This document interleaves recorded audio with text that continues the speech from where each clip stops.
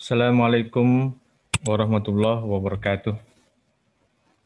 Kita melanjutkan mata kuliah Geologi Pengembangan Wilayah. Kali ini pembahasannya berkenaan dengan gunung api. Seperti kita ketahui bahwa Kepulauan Indonesia banyak sekali gunung apinya. Dan itu tentu sangat berkaitan dengan pengembangan wilayah. Banyak kawasan-kawasan pemukiman, masyarakat memilih untuk tinggal di wilayah gunung api.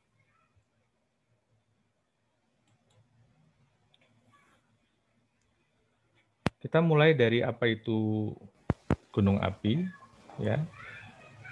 Gunung api itu adalah adanya fan, jalan keluar yang menghembuskan magma, dapur magma yang ada di bawah, ya, untuk kemudian dia bisa keluar ke permukaan, ya.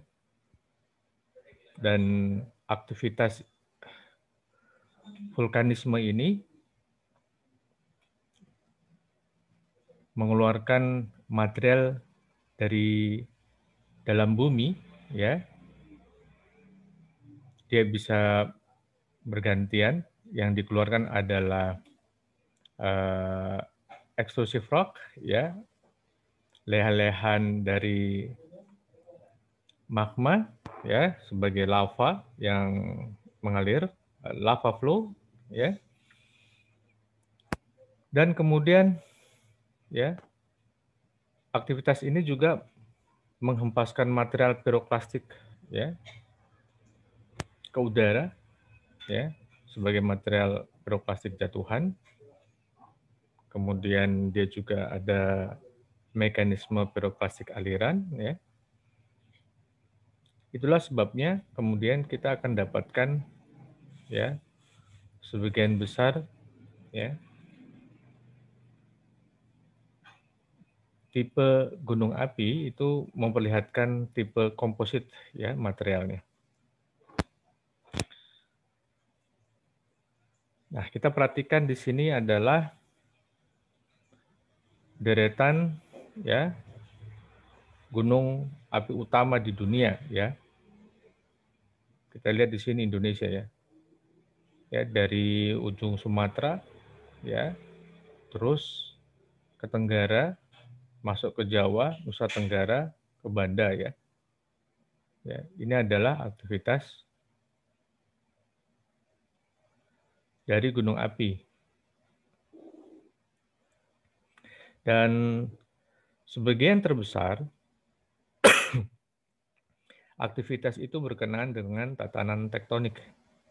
Ya, tatanan tektoniknya.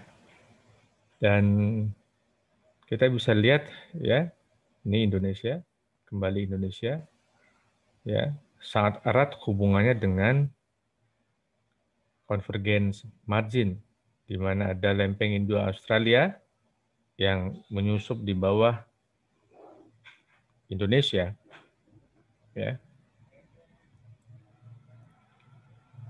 Dari tatanan tektonik, gunung api itu setidaknya ada 3 bagaimana dia bisa terbentuk. Tadi kalau di Indonesia, ini adalah pola yang digambar ini, gambar yang tengah, ya, di mana ada lempeng samudra, ya, subduksi, ya, kemudian melting, ya, kemudian ada magma rising, ya, lalu muncul ke permukaan, manifestasinya kita sebut sebagai aktivitas gunung api, ya. Lalu kita juga lihat di mid oceanic ridge, ya, mid oceanic ridge, ya. Nah, ini juga, ya, terbentuknya apa? Ya, spreading, ya. Ada magma baru terbentuk di sini. Tetapi di sini kita lihat ada mekanisme yang disebut dengan hotspot, ya. Hotspot volcano. seperti Kepulauan Hawaii ya. Ya. Chain of Emperor di Kepulauan Hawaii itu menunjukkan bukti adanya aktivitas vulkanik di intraplate, ya. Ya. Kemudian di zona rifting, ya, zona rifting dapat pula, ya, menjadi konduit bagi magma untuk naik, kemudian menunjukkan aktivitas vulkaniknya. Ya.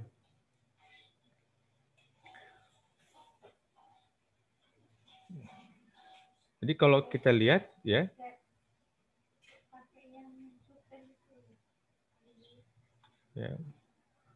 maka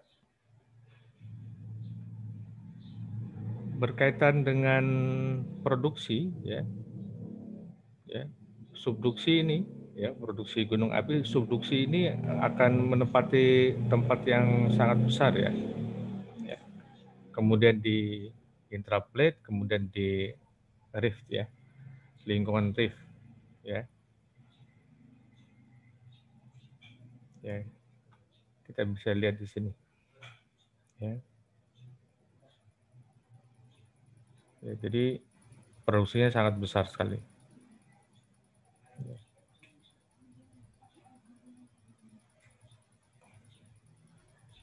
Ya. Atau terbentuknya gunung api, ya, sangat banyak berkaitan dengan zona-zona subduksi di sini. Dan kalau kita melihat distribusi gunung api, ya, berdasarkan negara, ya, jadi setidaknya ada 56 negara yang menunjukkan 98% dari gunung api aktif, ya, sejarah gunung api aktif, ya. Dan kita lihat di sini pada gambar Indonesia sangat signifikan sekali, ya. Ya.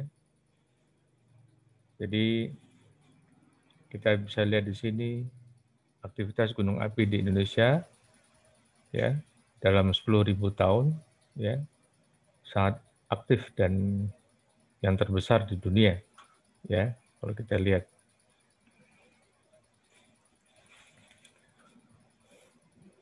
Maka kita kalau melihat Kepulauan Indonesia, ya, banyak sekali aktivitas gunung api itu, ya. Ya. Ini adalah rekaman gunung api erupsi dari tahun 1900-an, ya. Dari Aceh, ya, sampai ke Banda, sampai ke Sulawesi, ya, sampai ke Halmahera, ya, menunjukkan aktivitas gunung api, ya. Jadi banyak sekali, ya. Jadi hanya yang terbebas dari aktivitas gunung api itu hanya di Kalimantan, ya, untuk present day. Nah, kita lihat banyak sekali, ya, dari Bali, ya, Laut Banda, Jawa Tengah, Jawa Timur, Flores, Halmahera, ya, Lesser Sunda, ya, kemudian Lombok, kemudian di Sulawesi, ya, di Sumatera ada 67 gunung api, ya, termasuk di sini, ya, di tempat kita ada Gunung Dempo, kemudian di Sumbawa, ya, Selat Sunda ada Krakatau, kemudian di Jawa Barat ada 35 gunung api, ya.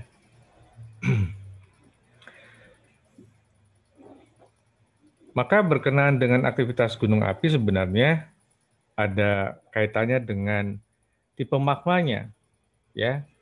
Asal magma itu akan sangat mempengaruhi jenis gunung api yang terbentuk, ya. Ya, jadi tatanan tektonik menentukan gunung api apa yang terbentuk di situ, ya. Jadi kalau magma basaltik, ya, magma basaltik itu ya jarang eksplosif, ya, karena dia biasanya evosif saja, ya. ya viskositasnya rendah, dia berupa lelehan saja, ya. Maka biasanya tipe gunung apinya itu tipe tameng ya, landai ya, shield.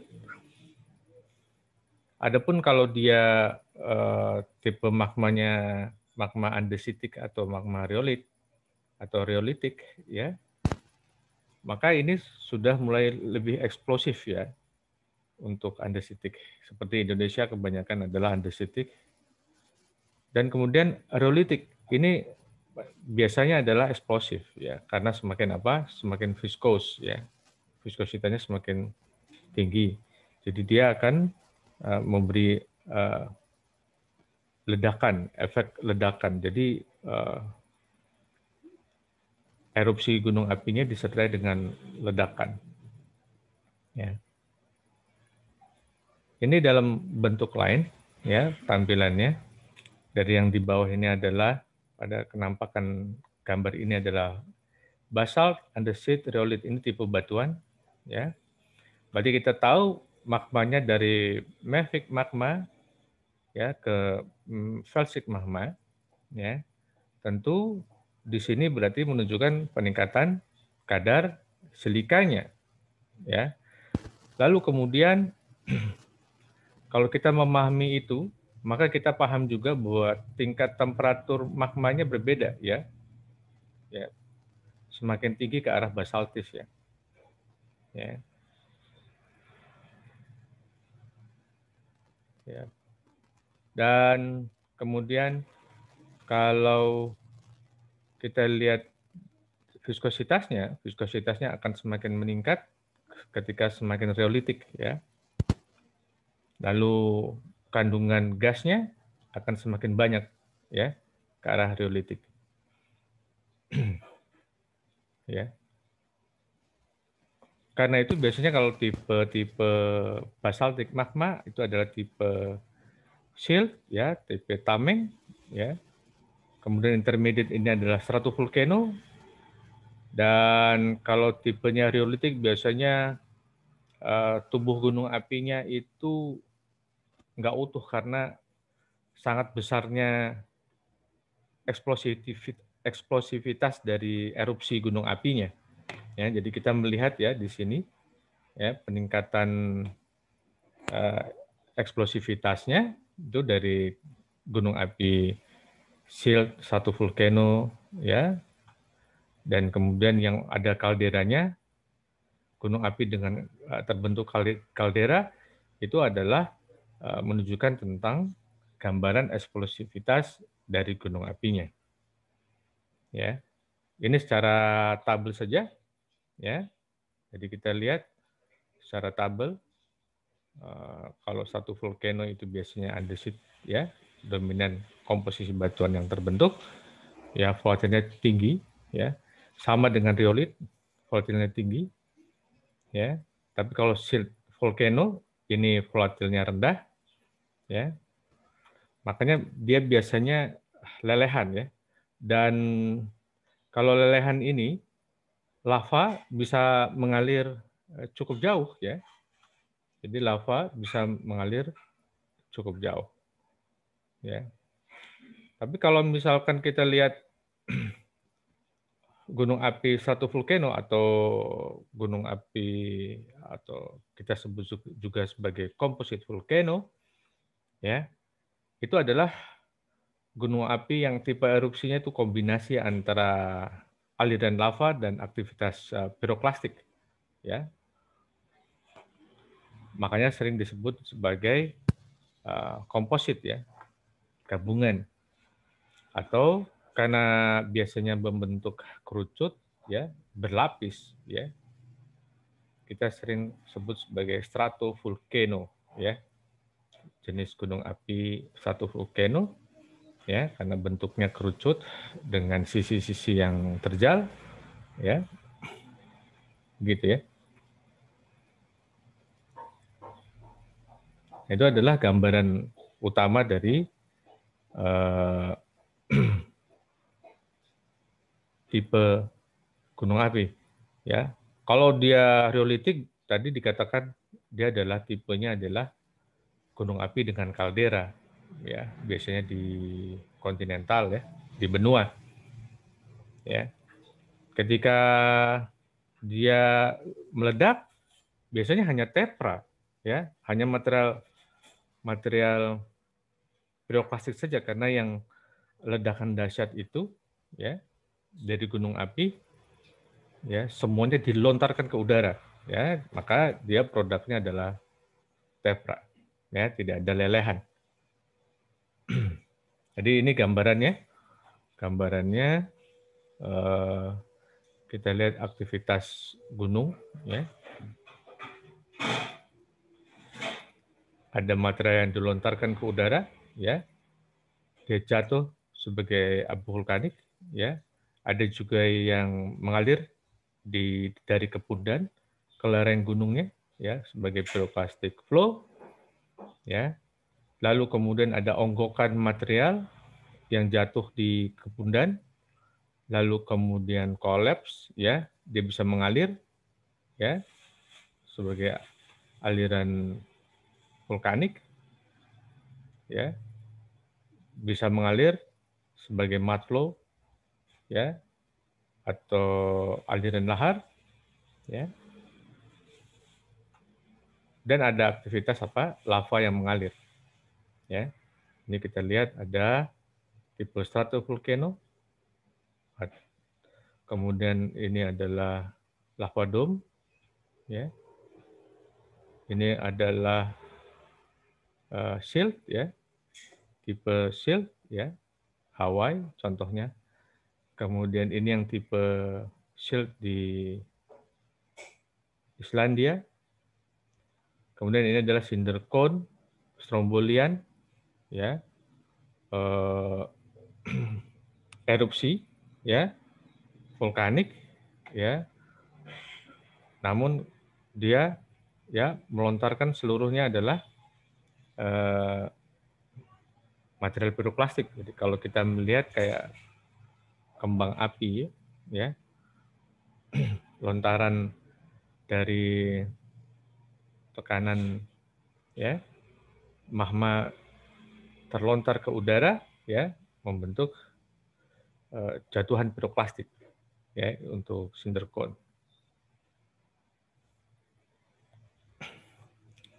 Lalu kita coba melihat tentang bentang lahan vulkanik ya.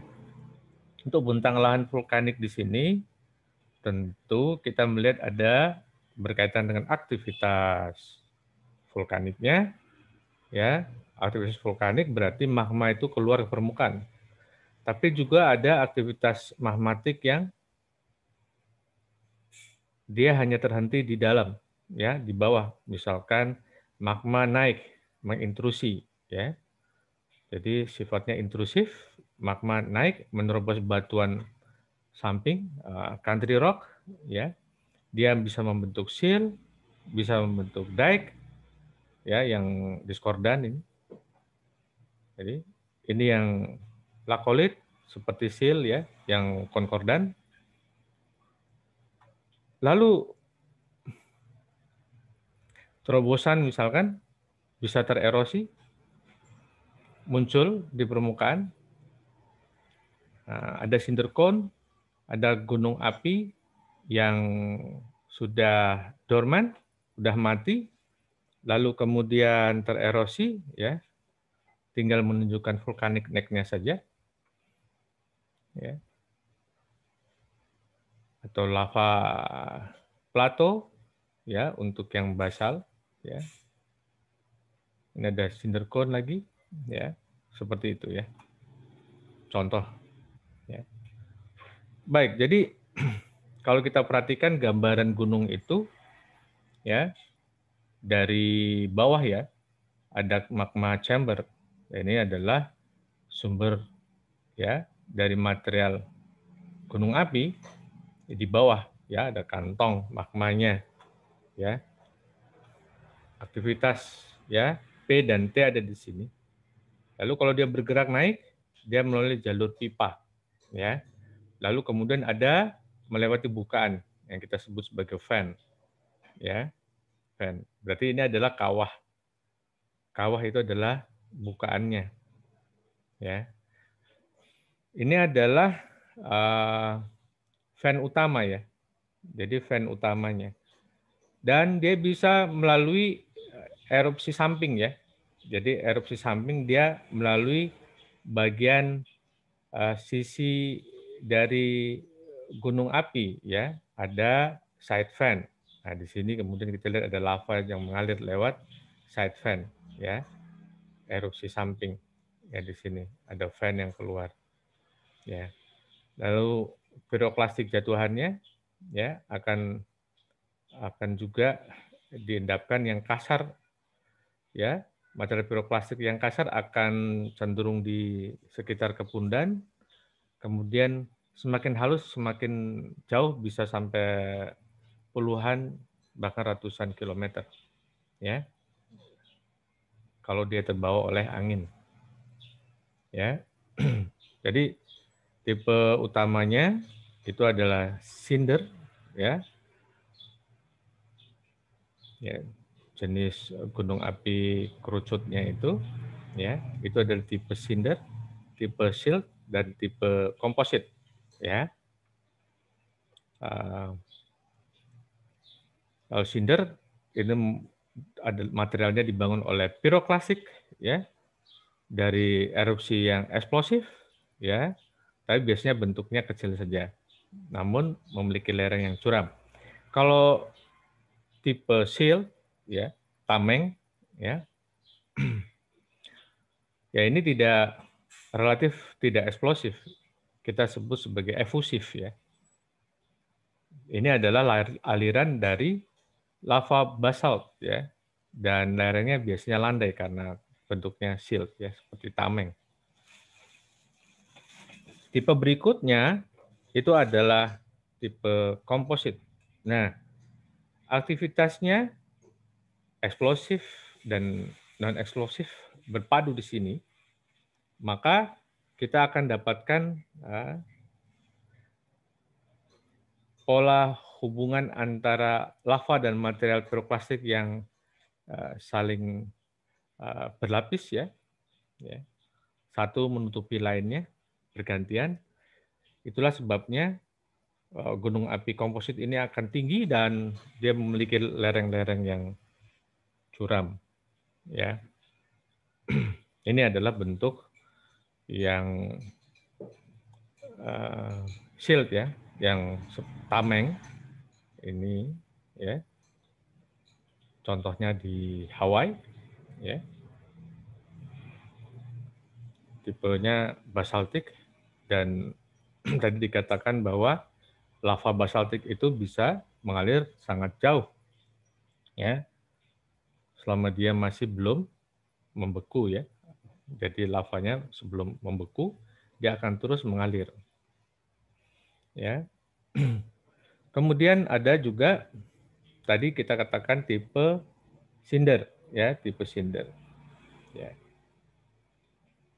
Jadi magmanya high viscosity ya, viskositasnya tinggi, karena itu ledakannya ya dia karena banyak gas ya, maka yang terbentuk adalah material piroklastik saja di situ. Ya. Kita lihat contohnya ya. Dan kalau tipe komposit ini banyak ya. Banyak gunung api di Indonesia adalah tipe komposit ya. Ya. Tipe ini adalah tadi seperti dikatakan memperlihatkan hubungan berlapis ya antara material piroklastik dan lava. Jadi kalau kita melihat di dalam klasifikasi ya, lava ini pasti batuan beku. Piroklastik kalau melihat dari komposisinya maka dia masuk dari kelompok batuan beku.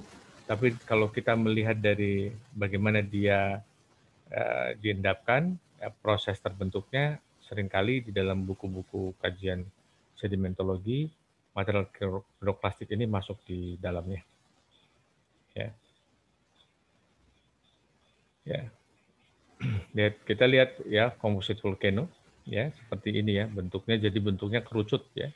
Bentuknya kerucut, di situ ada kombinasi antara uh, piroklastik dan lelehan, ada juga intrusi-intrusi ya, penerobosan. Ya biasanya pada gunung api itu ada zona-zona lemah yang dia bisa uh, terbentuk di sekitar gunung api, oleh karena itu bisa menjadi conduit ya, ya menjadi apa? Fissure eruption. Jadi erupsinya lewat celah ya. Ini tipe kalau alirannya adalah lava ya, dia membentuk aliran yang jauh ya. Kalau kita lihat tadi tipe silt itu dia bisa jauh seperti ini membentuk lava plato ya, lava plato ya, seperti ini. Ini karena viskositasnya rendah. Jadi kalau tipe silt tadi, lalu kita lihat kenampakannya ya, membentang ya, menghampar lava, kita kadangkala kita sebut sebagai lava plato ya.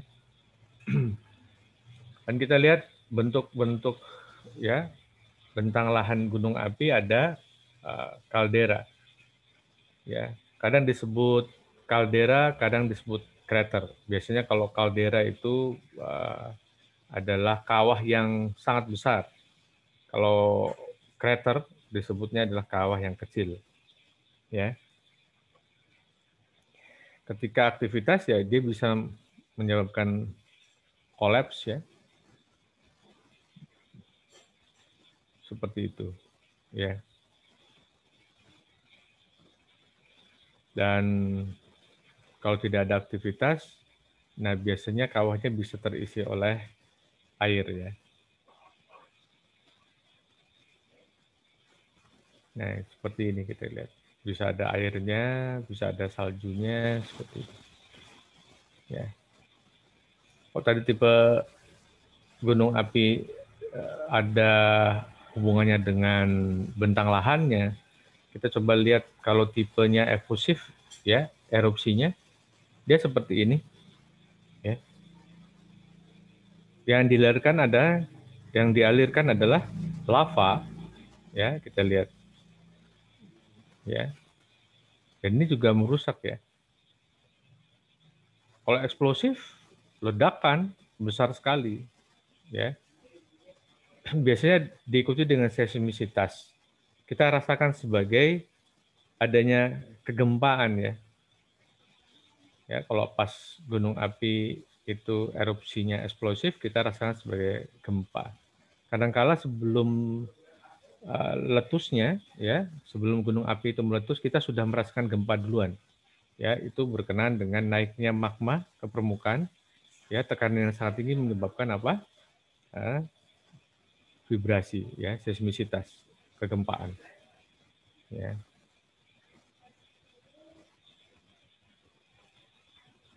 Ya. Jadi letusannya yang dahsyat itu, ya. Lalu kemudian kalau letusan yang besar tadi, ya, bisa diikuti oleh aliran piroklastik, ya, seperti ini. Ini juga sangat berbahaya, ya. Letusan Merapi, aliran piroklastik, ya, itu sangat berbahaya. Ya. Karena itu ada ancaman dan bencana geologi di sekitar gunung api. Ya, kita lihat ya, sepertinya tenang gitu ya. Pada gambar ini ada satu kawasan pemukiman di kaki gunung api, pemandangannya indah, gunung apinya tertutupi oleh salju gitu ya. Indah sekali ya. Nyaman ya. Tapi di balik keindahan, kenyamanan, sejuknya udara di sekitar kaki gunung api, itu ternyata di balik itu ada potensi resiko ya yang berkenaan dengan ancaman geologi ketika aktivitas gunung api ya meningkat ya atau ketika aktivitas gunung api terjadi ya. Kita lihat dampak dari ancaman letusan gunung api ya. Di sini ada gunung api Tambora dan Krakatau ya. Korbannya banyak sekali ya. Korbannya banyak sekali dan ini sangat dikenal ya. Satu lagi sebenarnya adalah gunung api Toba ya. Tapi kalau berkenaan dengan rekaman adanya banyak korban jiwa, gunung api ini termasuk penyumbang besar ya. Adanya bencana akibat letusan gunung api. Ya, kita lihat. Ini data yang lain yang tadi kalau kita lihat untuk Tambora 92.000, Krakatau 36.000 jiwa, ya. Hazardnya apa sih? Ancaman vulkaniknya apa sih? Ya. Tadi kita lihat di proses ya, gunung api ada aliran piroklastik, ada lahar atau mud flow, ada pyroclastic fall, ada aliran lava, ada gas ya yang beracun, kemudian ada seismisitas. Di situ ada gempa bumi. Ya. Nah, ini kita lihat misalkan ya gunung api. Ya.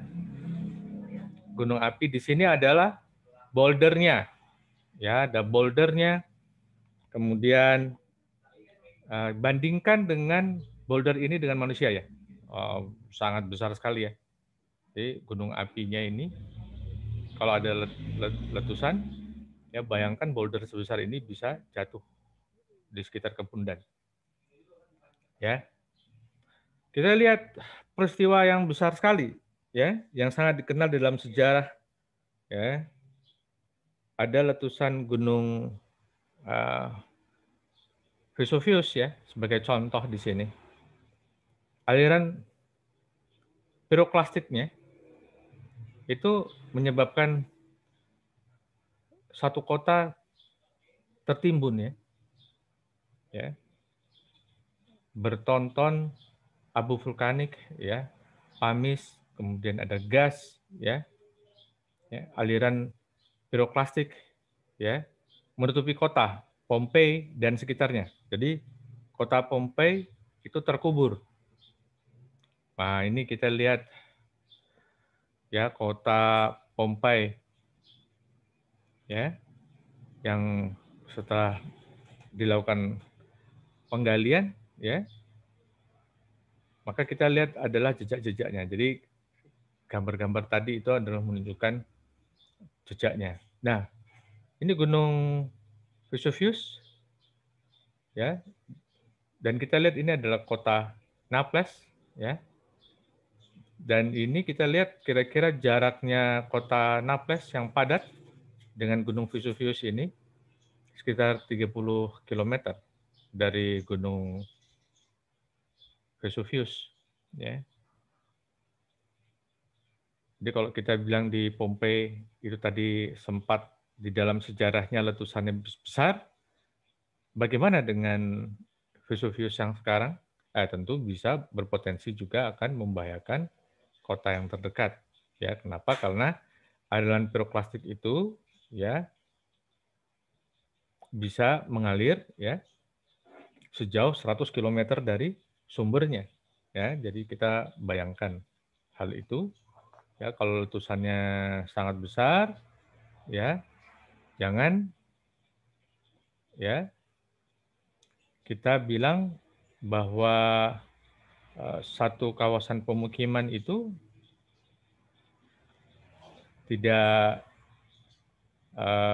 bisa dibangun di sekitar gunung api, ya, tapi nanti adalah bagaimana ya kita mengenali setiap sifat gunung api, ya. Lalu kita kemudian memonitoring ya aktivitasnya dan kita bisa melakukan upaya-upaya evakuasi sebelum ledakan atau erupsi gunung api terjadi. Juga ada kisah erupsi dari Mount Pelé, ya. Jadi kita lihat ini gunungnya, lalu kemudian ini aktivitas uh, letusannya, lalu ada pyroclastic flow, ya, mengalir dari gunung ke arah laut dan menyapu kota ini, ya. Ini kota ini mula-mula, lalu tersapu habis, kita lihat, dan ini tinggalan-tinggalan yang tersapu karena pyroclastic, ya. Ya, rumah-rumah, gedung hancur, tinggal beton-beton dengan besi-besi seperti ini yang kita lihat, ya. Contoh, ya. Ya. Lalu aliran piroklastik betapa bahayanya, ini seperti ini misalkan. Ya. Rumah-rumah tertimbun, ya, rumah-rumah tertimbun, ya. Ya. Lalu aliran piroklastik itu biasanya diikuti juga dengan temperatur yang tinggi, ya, hot avalanche, ya. Ada awan panasnya, ya. Maka bisa daerah yang dilalui bisa meranggas, kering, terbakar, ya. Kemudian material piroklastik tadi, ya, bisa mengalir, ya, sebagai lahar, ya. Biasanya nanti berkenaan dengan penambahan air, ya, karena hujan dan dia bisa mengalir, ya. Ya. Dan itu bisa menghancurkan apa saja. Kenapa? Karena alirannya itu adalah high density current, ya, aliran dengan konsentrasi atau densitas yang tinggi, ya, maka dia akan bisa menyapu apa saja yang ditemuinya. Ya, kalau bangunan, rumah, jembatan, ya, gedung-gedung.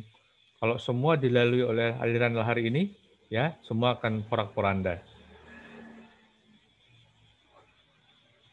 Ya. Kemudian pyroclastic fall, ya, pyroclastic fall ini banyak yang juga sebenarnya dampaknya itu dia menutupi rumah-rumah, terutama sekali sebenarnya karena dia jangkauannya jauh, ya, dia biasanya bisa mematikan tanaman, ya, mengotori air-air permukaan, dan terutama bisa mempengaruhi sistem pernapasan manusia dan binatang. Itu sebabnya, ya. Jadi ya harus hati-hati di sini, ya. Ya kalau misalkan ya biasanya habis ada letusan gunung api, ya, atap-atapnya itu penuh dengan debu vulkanik, ya. Kalau aktivitasnya lama dan debunya itu tebal, tentu bisa merubuhkan atap-atap bangunan, ya, rumah-rumah yang atapnya tidak kokoh tentu tidak bisa menahan beban yang berat, ya, tentu akan bisa runtuh, ya. Aliran lava ini juga berbahaya, ya. Ya, kita lihat aliran lava di sini, pengalaman di Islandia, ya. Aliran lava mengalir nih, ya, mengalir. Maka yang disapu adalah rumah-rumah nih, ya. Rumah-rumah habis, ya, dimakan oleh aliran lava, ya. Maka kemudian aliran lava itu untuk supaya cepat membeku dan tidak menghancurkan kota lebih jauh, ya, maka disiram aliran itu dengan air laut, ya, disiram, ya, sehingga dia alirannya menjadi melambat, terhenti, lavanya mendingin dan tidak melanjutkan perusakan pada bagian-bagian kota, ya. Namun demikian kita lihat dampak dari aliran lava ini sepertiga ya, sepertiga dari kota itu hancur, ya, karena aliran lava ini. Ya. Nah, tadi dikatakan bahwa ketika ada magma yang naik, ya, sebelum ada letusan, ya, dia memberikan tekanan dan itu akan memberikan retakan di kiri kanan, ya.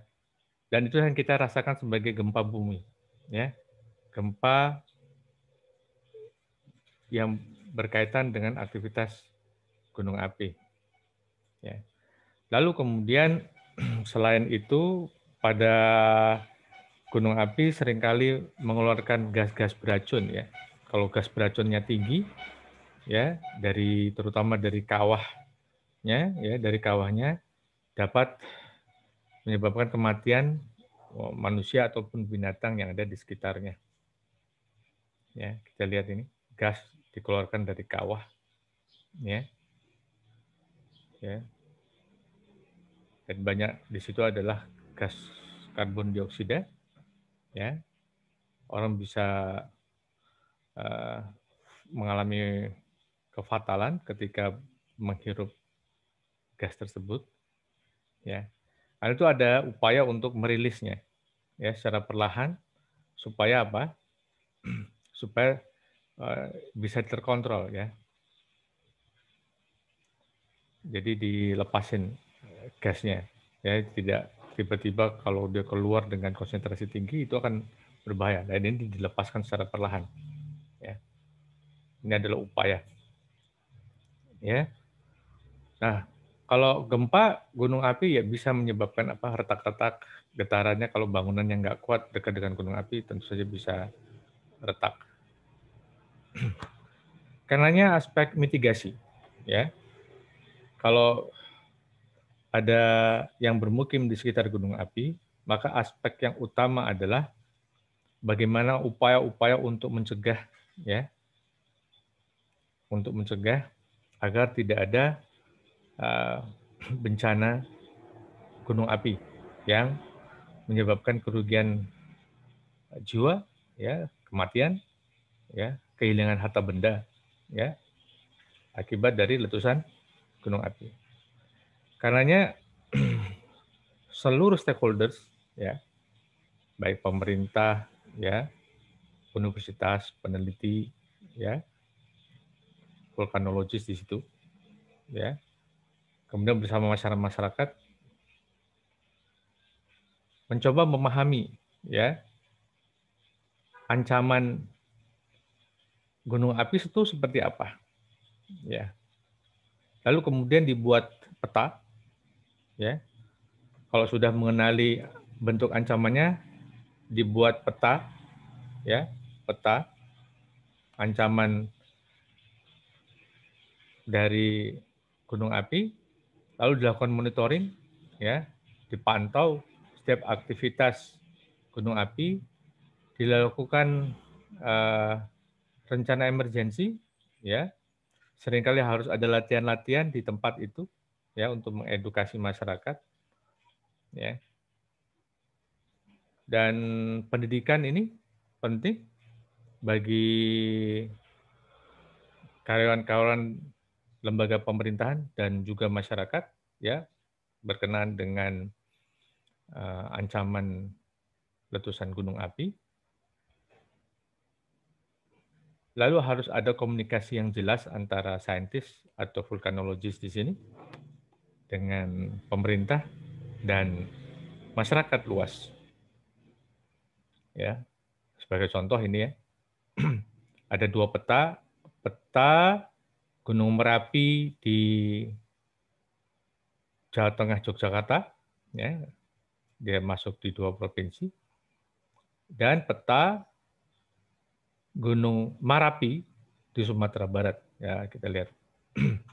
Dan ini masing-masing sudah dipetakan kemungkinan ketika letusan, maka ada kawasan-kawasan yang harus menjadi perhatian, tentu yang warnanya merah atau warnanya pekat, ini adalah zona yang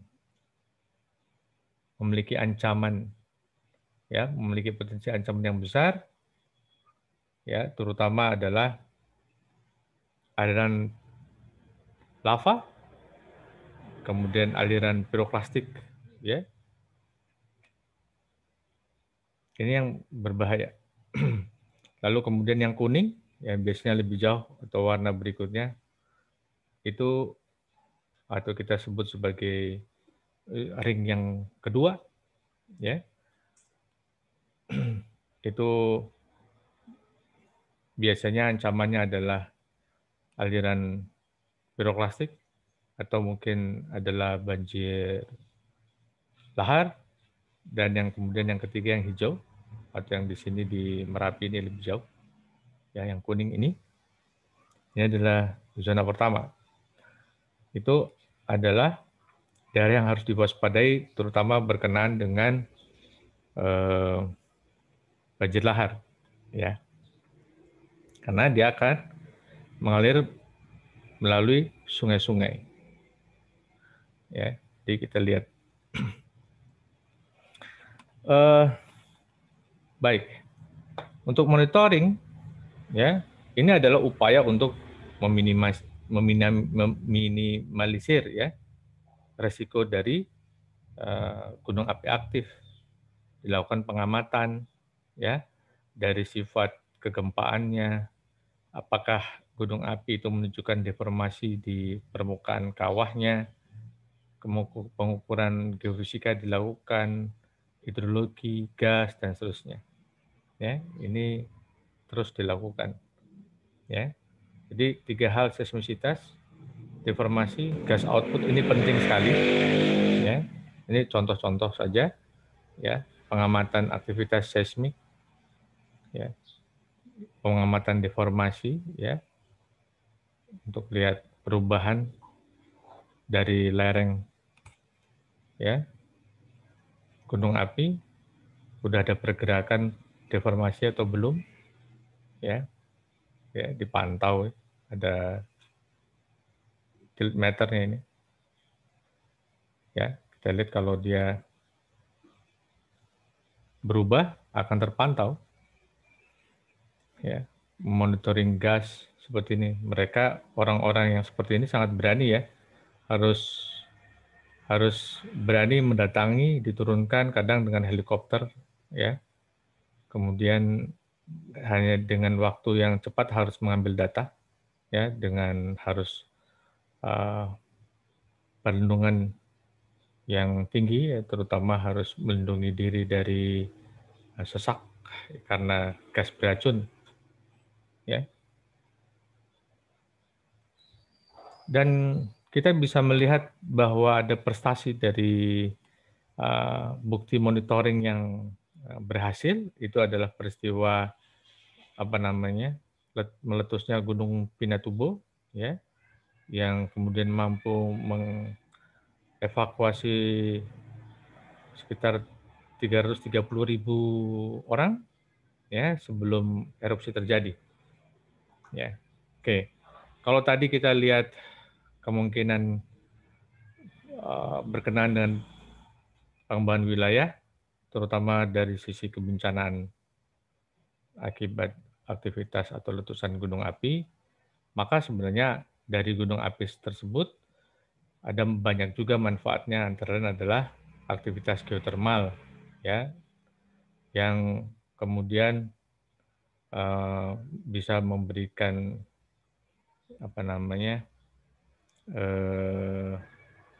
fenomena yang menarik sebagai objek-objek wisata ataupun kemudian bisa dikembangkan, ya, untuk pembangkitan listrik tenaga panas bumi, ya.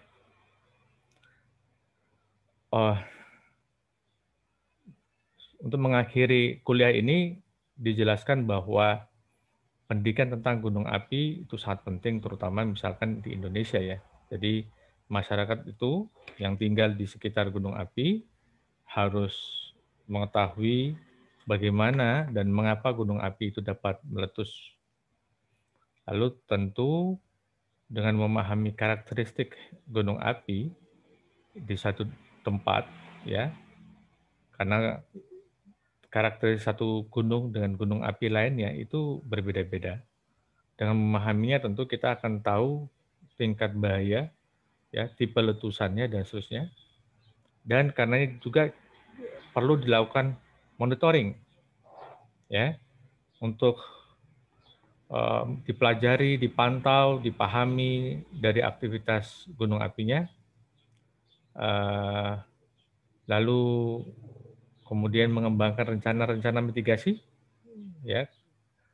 Jadi ini adalah upaya agar masyarakat, ya, populasi masyarakat yang tinggal di sekitar gunung api, ya, dengan rencana mitigasi yang dilakukan, ya, dapat tercegah dari potensi kerugian dan kerusakan, ya. Demikian, ya, jadi